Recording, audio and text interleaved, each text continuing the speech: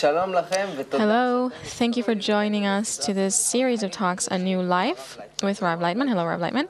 Hello, everyone. Hello, Nitza. Hello. And today we're opening a new topic in these talks of A New Life. Lately, we've been talking about pregnancy and birth, and we've received a lot of new, interesting insights and guidance how to go through this process with the baby, with ourselves, in a way that we will be able to go into a better, newer life. And now we want to jump from this point of beginning towards the other end of life. At the end of life, after there's pregnancy and birth, each one of us has a death awaiting him. So today our topic is life and death, and we're welcoming you to join us here in the studio so that we'll hear from the Rav Laitman some ideas from his special perception of life that will be able to help us expand our perception and to learn from death about life. So, Nitza, we have a lot of subtopics inside this fascinating discussion, so help us into the discussion. So the first thing is, even to hear the word death, when we talk about a new birth, something new, it's always something that makes us happy and excited. And when we talk about death, it makes you sad and scared. There's a lot of fear from this, pain. So first of all, maybe even on the emotional level, why does death evoke so much fear and concern in us? Because a person doesn't know what's going to happen. And when he's born, he's not conscious of what's happening, but when he dies, he feels, he knows what's happening to him. And then it depends on how he accepts this process himself and also his point of departure.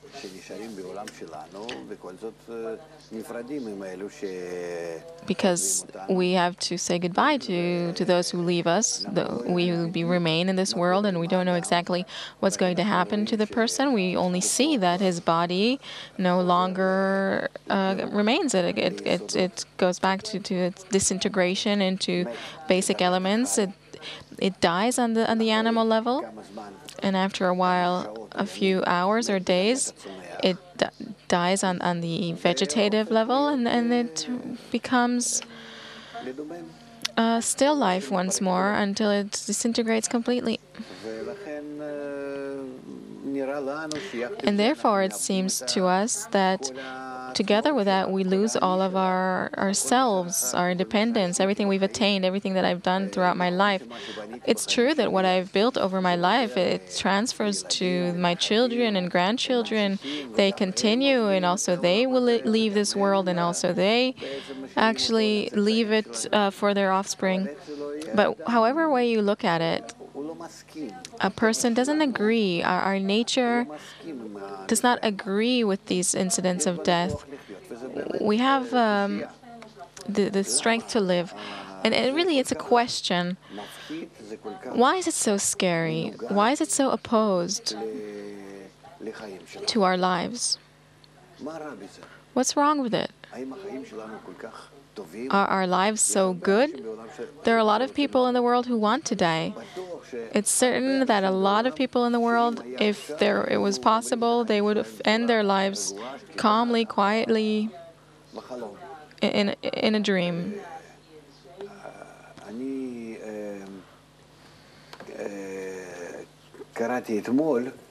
Yesterday I read some news from the United States where every day 18 people of those who fought in Afghanistan and Pakistan commit suicide. Every day, 18 soldiers who went through such difficult lives, except for all of the rest of their lives. The rest of the people who commit suicide, 18 of them are those who fought there, because they come back and they can't rehabilitate to their lives once again. They're shocked. They are traumatized, even though psychologists work with them and whatnot. So then we have, amongst those who are living, there are many who would want to be dead. I prefer in some way, if there wasn't the fear and all kinds of calculations, they'd agree to that.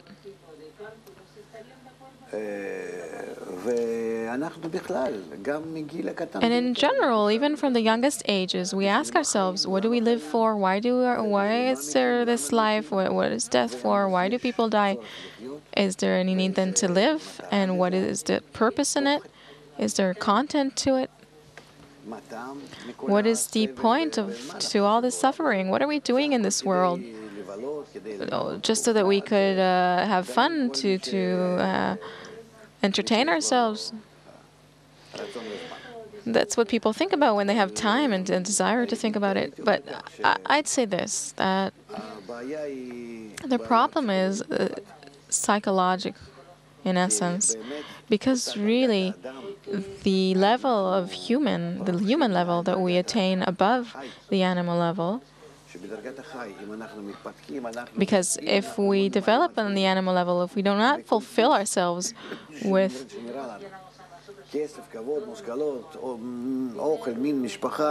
all the goodness that there is on all the levels of food, money, respect, if we just give ourselves a normal level of life that our body needs, and supply all the rest on the human level, our passions, our wanting to know the meaning of life, to progress beyond this, then the human level is beyond our body. It's in connection with others.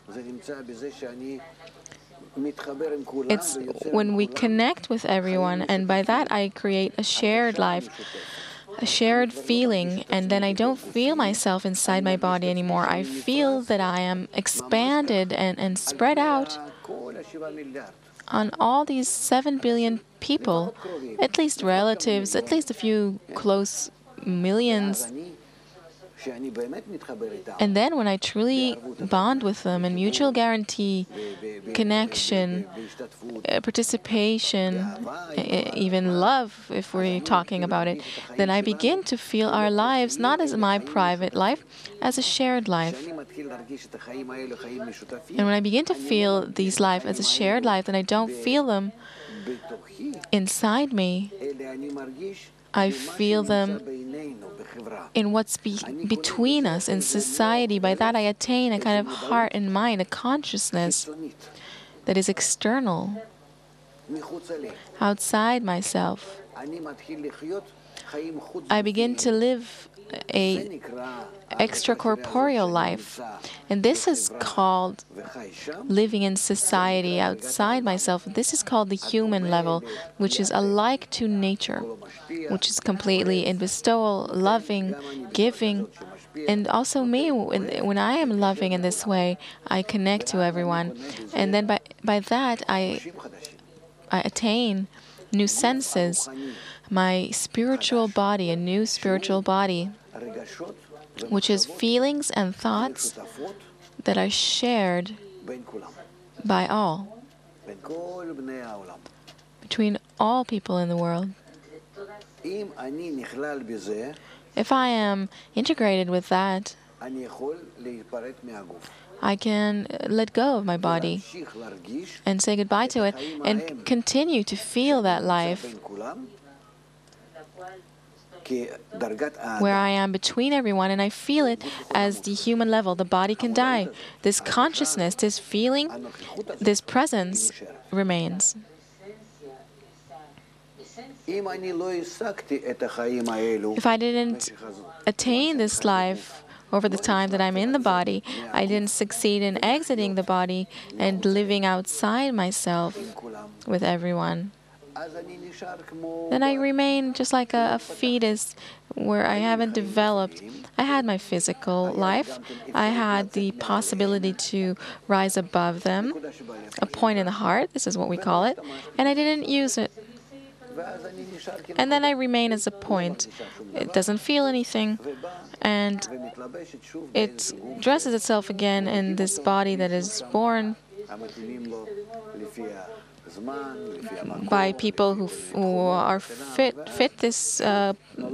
you according to the time, to the desires, to the qualities, and then I'm born once again with this point that once again gives me an opportunity to develop the human level in me, so that I will feel the reality that is outside me,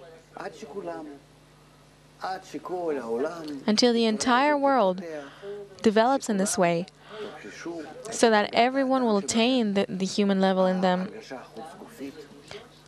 And then the extracorporeal feeling in life, in our existence, which does not depend on the pulse of the animal body or on its navigation and in these dimensions of up, down, right or left, no, not time nor place nor movement, but something beyond it.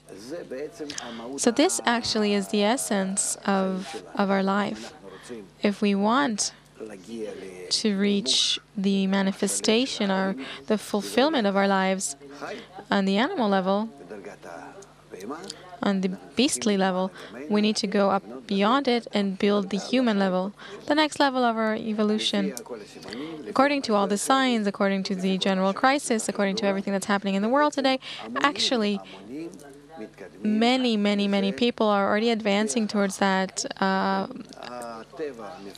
and they're being forced to do that because nature is pressuring us with such great pressures, so that, just like we spoke before, to make us and force us to be born on the human level, to exit ourselves, exit our bodies in these egoistic relations to the altruistic relations, by bringing us these troubles, or you could say birth pains, suffering. And this is how we advance. And therefore, death is only relevant, or only happens to the levels of the still, vegetative, and animal levels. Excuse me, only the vegetative and animal levels, not on the still life, because it's different there. It's a disintegration that's different, and not on the human level, because there it's just consciousness. It's a matter of the feeling that is beyond the flesh. I think this is possible to explain this to people, and this is what people want to hear. You can go into detail here and to express it with psychological support and all kinds of things that we already have a little bit in science. People can understand this, and also to bring about such research. What kind of consciousness do we achieve when we participate with others, with the public opinion, and so on?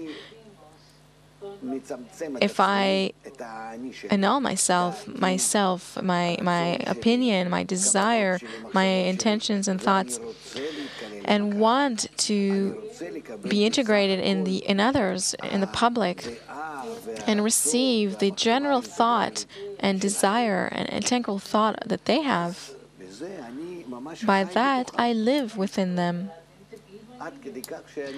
So much so that I don't even feel my body anymore. That when I get rid of my body, when my body dies, I don't feel that myself dies, because I've already attained a place for myself outside of the body.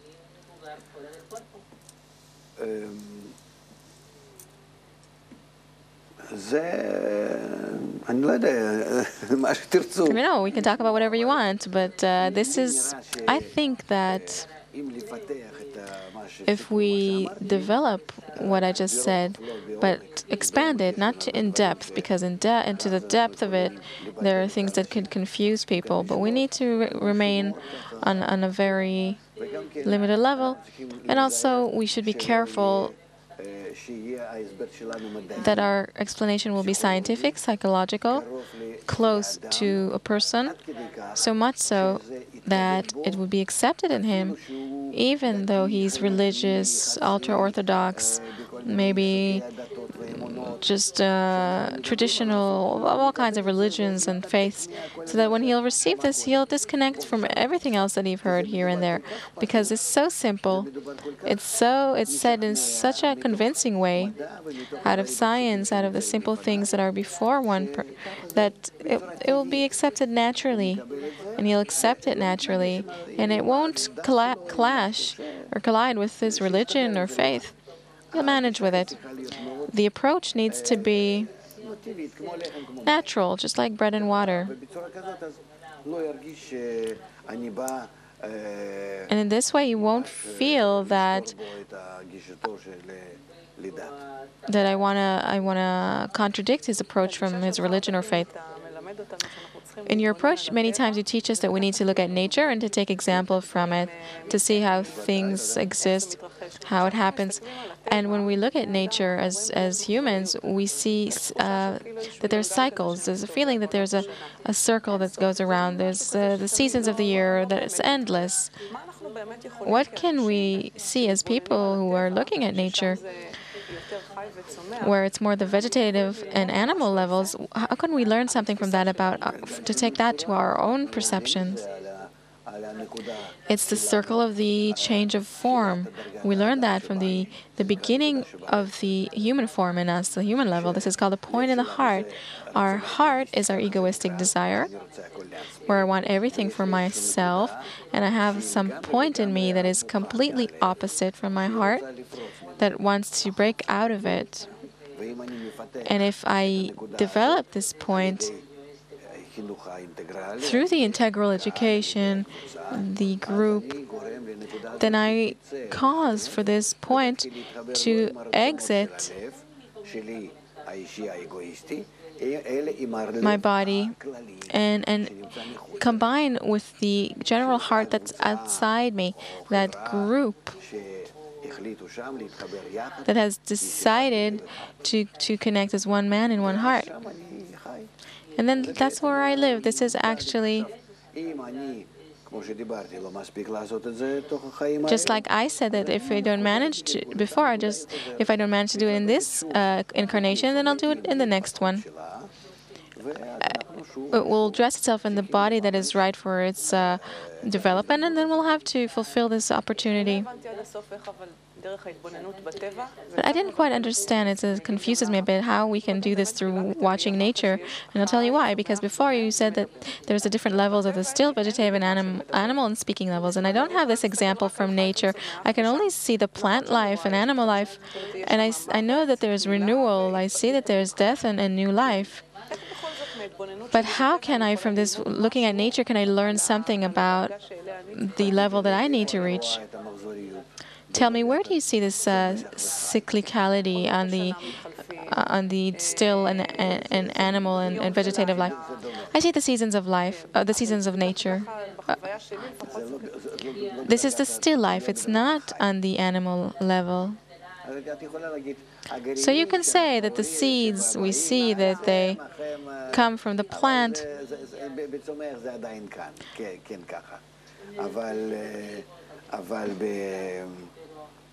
It's still like that in the plants. And then there's death and life. We see the cyclicality of things, and on the animal level, we don't see it anymore. And on our level, as an animal, we also don't see it, of course, because our body doesn't come back. Only that point of internal information, the beginning of my connection to the external vessel. Is that our consciousness? Yes, you can call it consciousness. So then the consciousness I attain doesn't die? No, this is why every generation is wiser than the previous one, because it carries with it all the information that it's attained before. It's just that it loses its character. The level remains, but its expression can be different.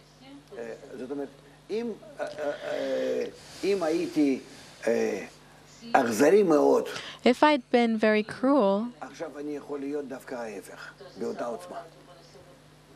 then now I can be the opposite to the same extent. Usually it's on the same level, but in opposite directions. If I leave my previous form, my previous heart, the heart is egoistic, and this point remains with this specific information, or rashimo. And when it transfers to the new heart, to the collection of new qualities and desires, then it receives a new quality. That's why it is different from incarnation to incarnation. Of course, the same person that is created from this rashimo, from this information, is different. But again, you can still see that he belongs to the same, how can I put it, to the same species, the same nation, mentality. There are lines that you can, general lines that you can identify. But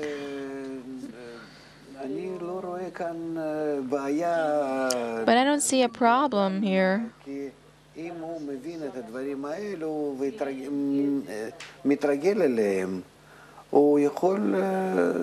If he gets used to it,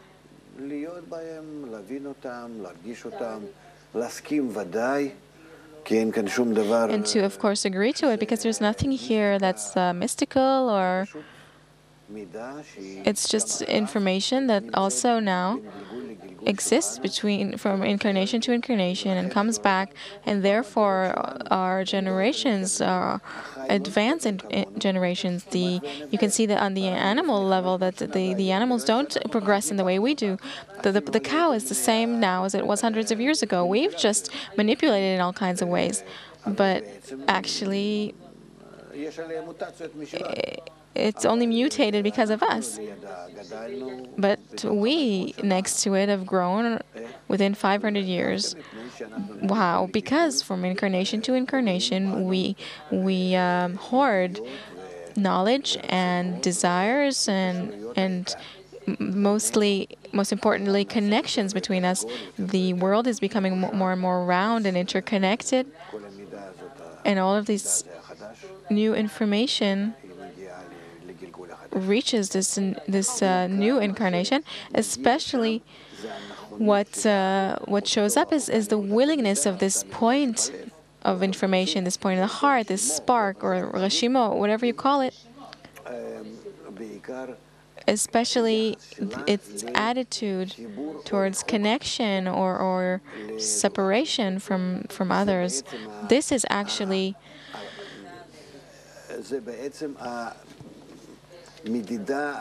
the critical measurement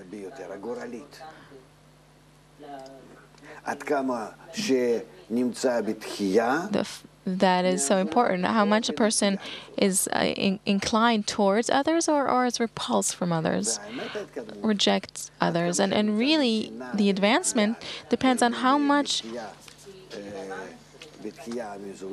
is, however much one cannot take others, cannot stand others. The developing person who develops himself is more isolated, is farther from others, more individualistic, where he can't even hear others. He's not able to be with them in any kinds of connection, where he feels that this is me, and it's as if I've come from other planet, and they're here around me, just like some kinds of little bugs on Earth, crawling around. If a person feels from life, including relatives and those who are far away, it means that this point in him is really prominent and demands to break out of his heart. This means that he has a high soul. See how cruel it needs to be, and to have this heart of stone. And it's really this way. He can't really care about anything in his life, including relatives. You talked about the approach to life, and it reminded me that there's this approach to life that says you only live once. You have one chance. What does it mean when people say that? A person has to feel that he has this opportunity right now that is truly, it does not come back. So you're saying that this is a plus to this approach. Yes, because then he'll want to fulfill his opportunity, his life. So what does it mean to really fulfill your life according to this approach? Through society, through the environment. Look for an environment that will help him fulfill this point, not to let go of this internal inclination that he has to what he's drawn to in life, and to fulfill this inclination. Not to be confused, not to be under the influence of the environment, to run to all kinds of different purposes that will confuse him, to even not to listen to parents, because who knows what they are aiming him at, according to their own desires and intentions. But I'm talking about special cases. A person needs to search, where is my most internal desire that is always accompanying me in life and does not leave me, and demands from me to fulfill it. I feel that my entire life I repress it. When do I let it out and demand its fulfillment? When you talk about fulfillment, do you mean a desire that, let's say I'm an artist or a musician, do you feel something like that? Well, even that, it doesn't matter, because through that a person needs to continue onwards until finally his desire will grow and become connection with others. And usually it's opposite to the point that he felt when he was young, when he was growing up, where he felt that he rejects everybody else. He doesn't want to take them into consideration because this point was wrapped inside his heart, his egoistic heart. And when he begins to develop, he sees that it's the opposite. He has to replace his inner heart with the external heart. And then this point will blossom and receive its true form and quality. I'd like to expand this issue of fulfillment of a person, and because over the past few years, people have been looking for this, to feel that their life is meaningful, that it's full of purpose, that they're not wasting their lives in vain. The feeling is that each one seeks his uniqueness to express this place.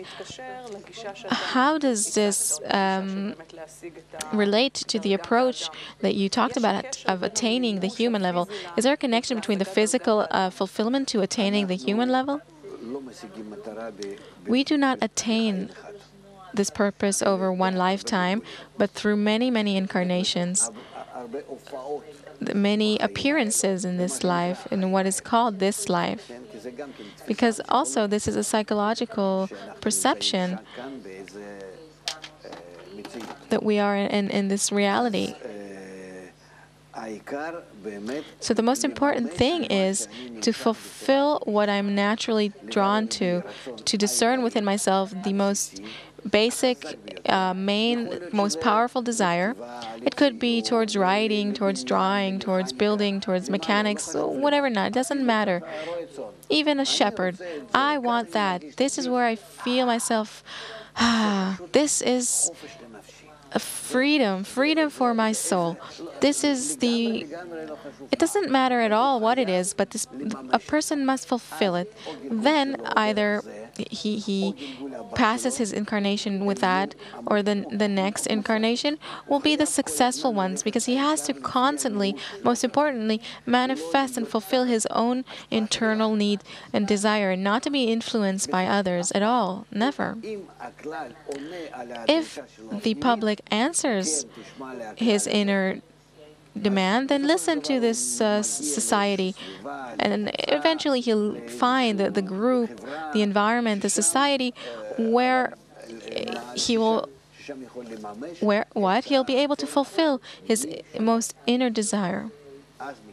Then it's called that his life is successful. It doesn't matter what it is. It can be even simple and primitive. It doesn't matter, but he fulfills them.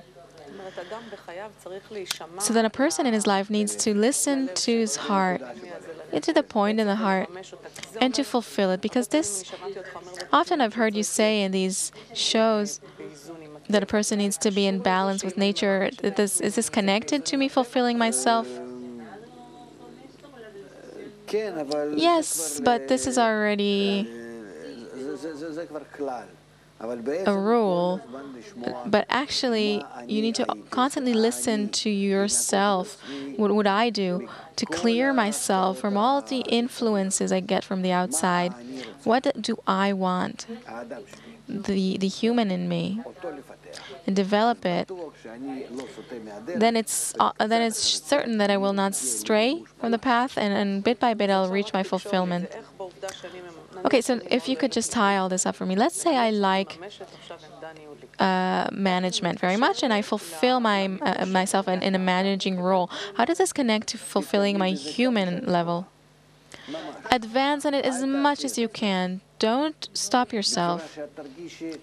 In a way, without any external influences where they'll tell you this is too big, it's not, you won't be able to do it. Don't let people fill your head with foreign values.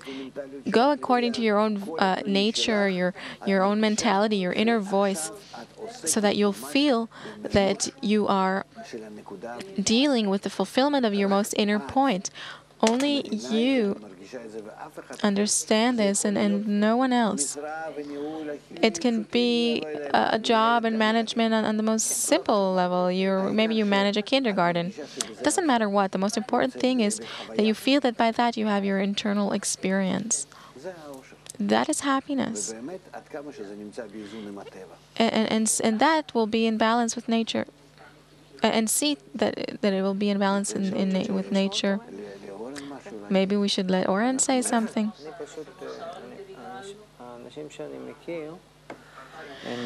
It's just that the people I know, they divide into two types: those who believe in incarnations and those who do not. And I tried while you were talking.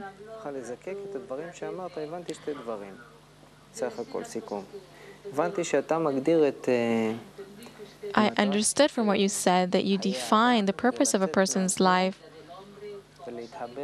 as exiting himself and connecting to others. I understood that that is this movement that you made, that once a person exits his perception of himself and worrying about himself and his own good and seeing only himself, if he's able to break out and caring for others, feeling others, connecting to this general heart, as he's put it, he needs to disappear there. The feeling of me and them disappears.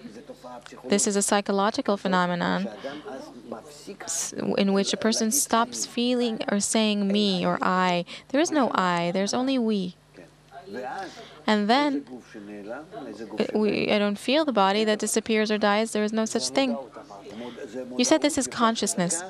Yes, it's more powerful consciousness from all the levels of the animal, vegetative, and still life, which also, when they disappear, he doesn't feel that they disappear. Just like when he cuts his nails or hair, like the vegetative level.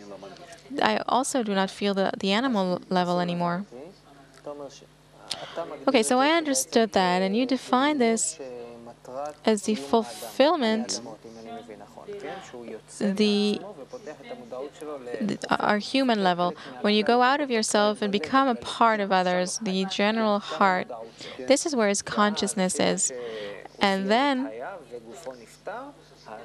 even if he's finished his life, this consciousness that he's created and exiting himself, the feeling that he feels inside this general heart, inside of others, that does not disappear. This never dies. Is that what you said? Yes, that's eternal. Because the whole way that we measure time is tied to our animal level, to our bodies, or the still and vegetative level, but not according to the human level. There's no time there. We also see that in our research of nature.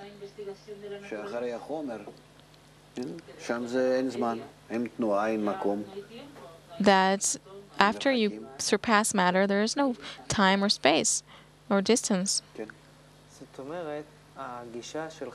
at the depth of matter.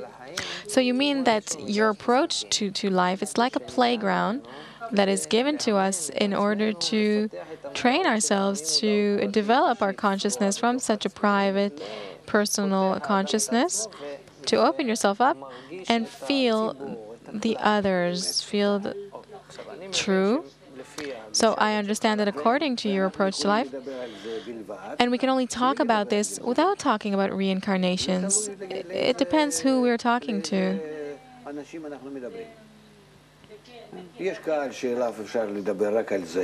There's a public with whom we can talk only about this, that I attain this external life outside me. And there's an audience with which we can talk about how I keep this feeling once my body dies. And there's an audience to whom we can say a third audience, with which we can say that after my body dies, I remain with this and I continue to live, and even with a new body, and continue with that to a new incarnation. It depends on the level of development or intelligence the audience has, and also whether it's worthwhile or not, because we should always keep this explanation on a level that it's comfortable and easy to accept. Okay, so I'd like to continue with this image or metaphor or illustration. You need to go out to others with your concern. So if I understand correctly, according to this perception of the world, this is also what the saying, love thy friend as thyself, is all about. Yeah, and the whole matter of being as one man in one heart. If you do not connect, this will be your place of burial. It's also this matter, that if you connect, then you will attain a spiritual life. This is called a spiritual life? Feeling myself inside others? Yes, exactly. And if you do not connect, then this will be your place of burial. Just like your body will be buried, also you, meaning your points in the heart, will also be buried. And then you lose your incarnation, you'll waste it. You have to decide. Either you accept the law of connection and mutual guarantee with others and begin to develop, or not. You need to develop the human level. You are called Adam.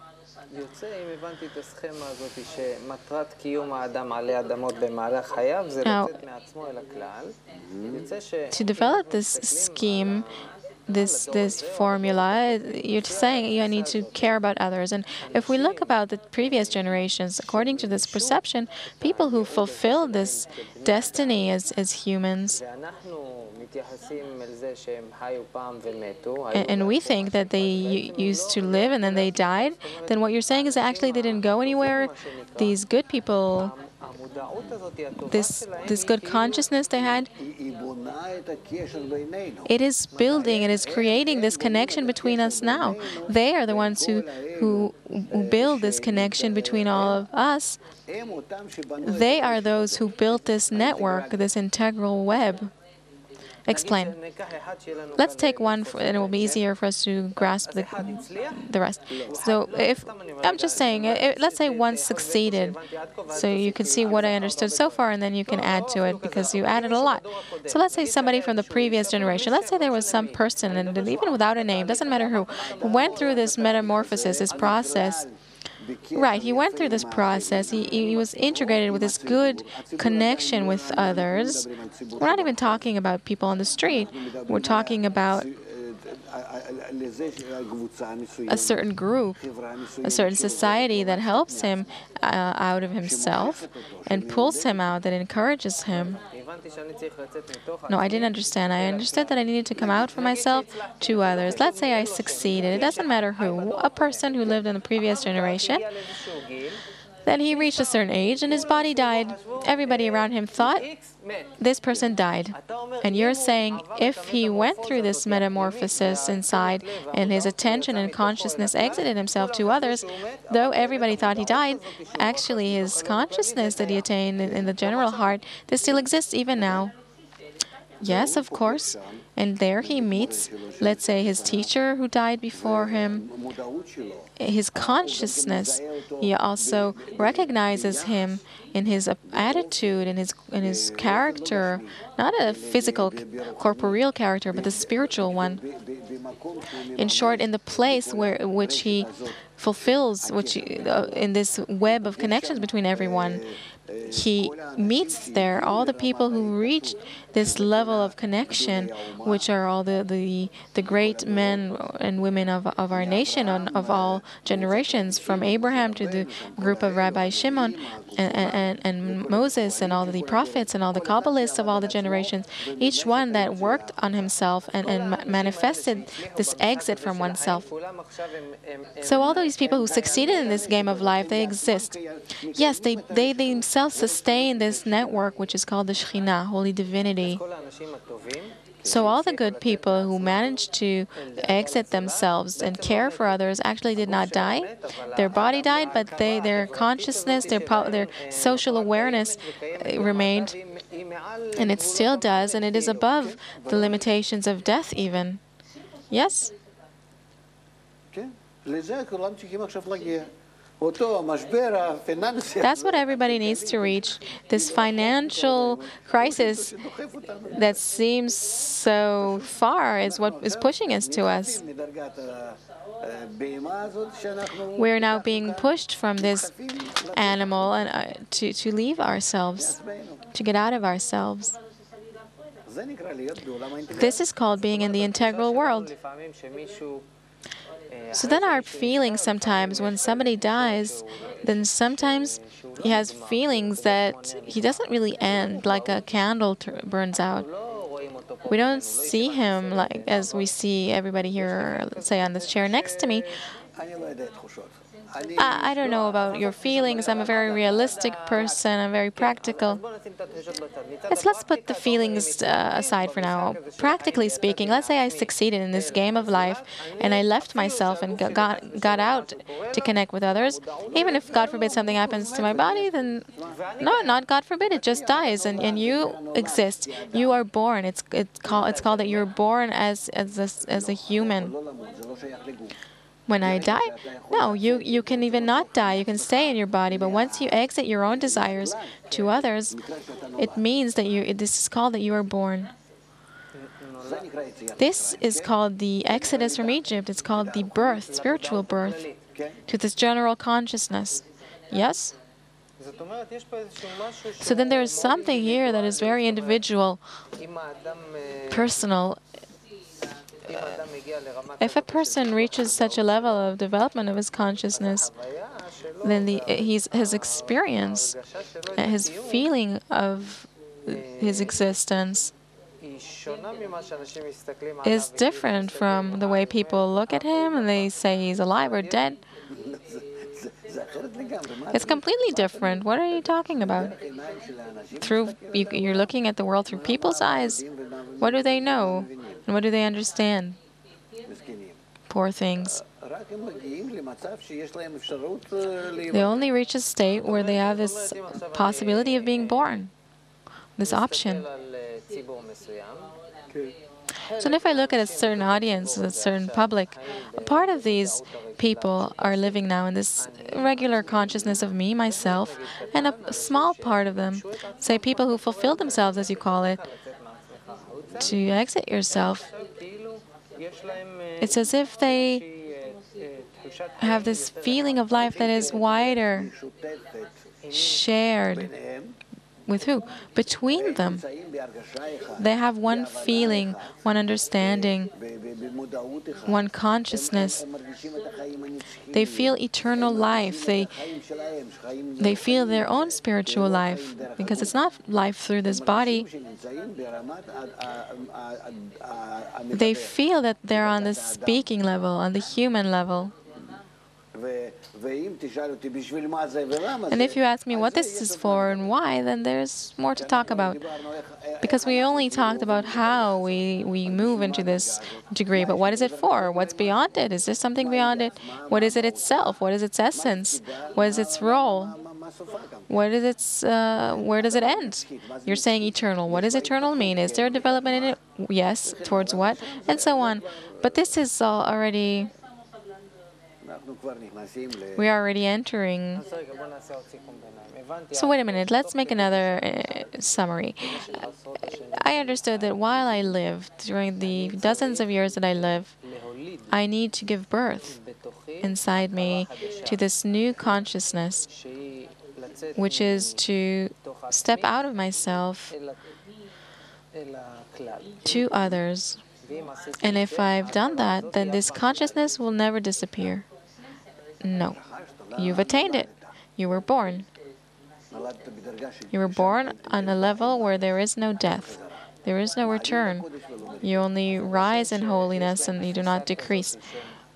So, such people who have this consciousness of living inside others, they're not afraid of death? Of course not.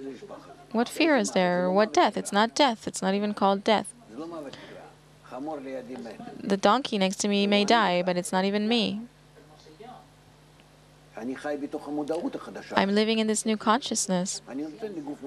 I give my body what it needs: food, sex, family, everything it needs in order to exist. As long as it lives, it's alive, and through it I have to advance. There is a commandment to keep it safe. And this point that develops, my participation in that, is dependent on the body. Why is it dependent on the body, you should ask? I'll tell you. Because through it I can connect to others,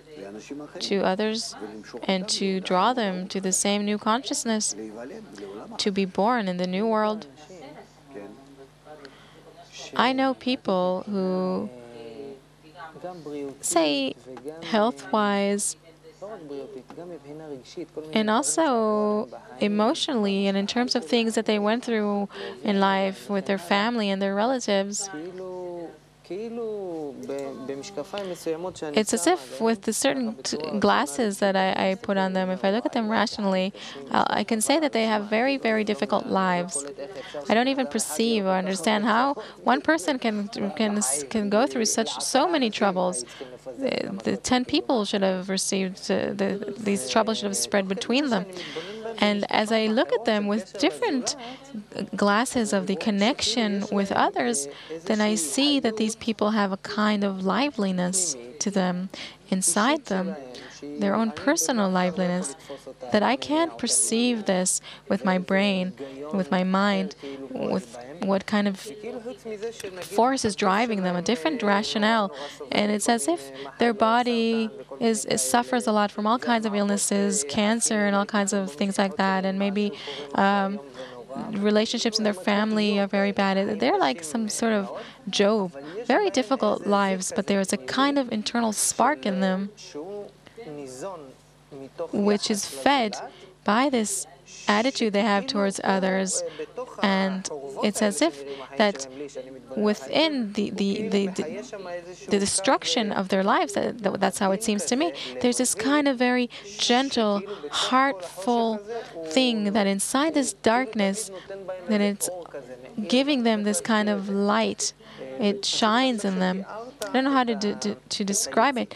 And now that you've described this exit of a person from within himself to others, where it gives them a kind of liveliness on a higher level that is not connected to this existence or to the troubles or no troubles, it's as if there's something higher in them than the way I see the film of their life, the movie of their life. In it, there's a kind of internal line of life that is fed by a special dedication to others. I don't know how to express it with words, if you feel what I'm trying to say. Yes, possibly, but still it's not. If it doesn't come through the method of integral education, which aims a person correctly to connect to the environment and to find the exact shared feeling and move from me to we, then all of these things that they do, these projects and the wars and that they fight and the troubles, it still does not bring them to the same fulfillment, manifestation, which is the whole exit of a person from in himself to others. Yes, here we need to know how to develop it. You need to follow the method. And this is why this method is so ancient and is so many years old. And if we did not receive it from this discovery, gradual, slow revelation from generation to generation of wise men who attain this method and fulfill it and write about it and give it to us in such a way, we would not be able to succeed. How can a person live without a fear of death? He doesn't have some basis. He doesn't have a point of relation, because we have 2 points of relation. I was born, and one day I'll die. It gives a kind of, a form to this movie, a kind of structure. His commitment. No, but you're saying that a person that's out of himself, he has no fear of anything. He has a great fear. Am I successful enough in doing good for the world, in bringing people closer to this human level? He has even more fears, anxieties, and tensions, and great plans to fulfill and to make everything in time, even more than before, because he doesn't live for himself. His concerns are to the extent that he connects to others. They become his concerns, because he is together with them in the same network of feelings. His tensions, his concerns, his life, on the one hand, are much more difficult. Just if you take just one private person, a peasant, a worker, so he's concerned for himself and his family. If something works out, it does, and if it doesn't, it doesn't. Here you have a concern for 7 billion children. This is how this person feels, and you have to bring them to correction. You have to cause them good. You don't need to feed them all and marry them all and care for their physical lives. You have to care for all of them. This burden, this tension, he feels it.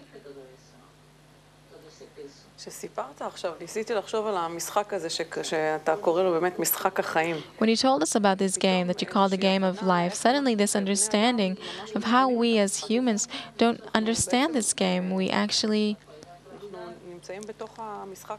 are inside the game, but maybe we don't understand its purpose. It's like we weren't given these instructions, what we need to do. What's the purpose of this game? Because a person is not allowed to know more than the level of his development.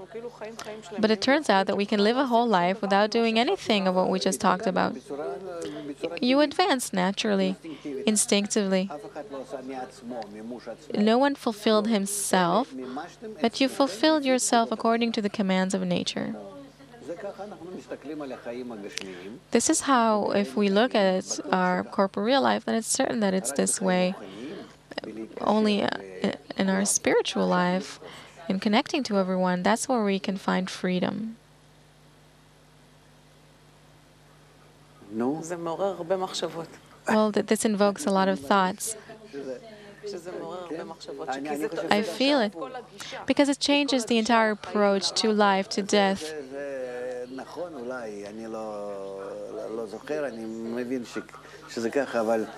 Maybe you're right, I don't remember, but when you begin to see it, it's so free, open, it's so understandable, it connects so well, so comfortably. It's like feeling yourself after you've been born again. This is the real birth. Yes, when you don't have things that are not understood to you anymore, fear, death, lacks. You have great concerns and everything, but it's for fulfillment towards the future. It's not towards oneself. This concern is even wider, and its fulfillment is higher.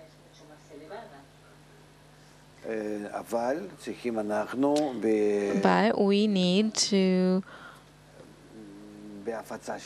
in our dissemination, in our teachings, to be very careful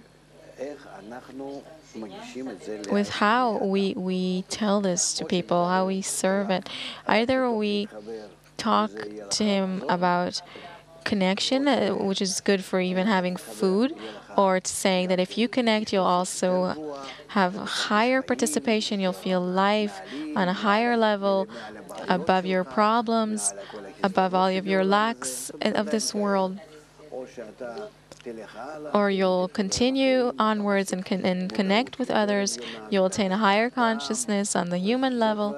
This is already a different type of explanation for special people to whom we talk about the opening up of the new world, this new level.